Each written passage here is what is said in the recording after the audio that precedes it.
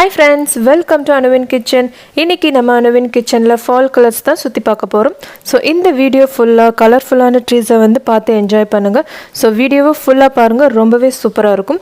So இந்த video உங்களுக்கு பிடிச்சிருந்துச்சுனா like பண்ணுங்க, ஷேர் பண்ணுங்க, கமெண்ட் பண்ணுங்க. மறக்காம Anuwin kitchenக்கு subscribe பண்ணுங்க. Enjoy the video.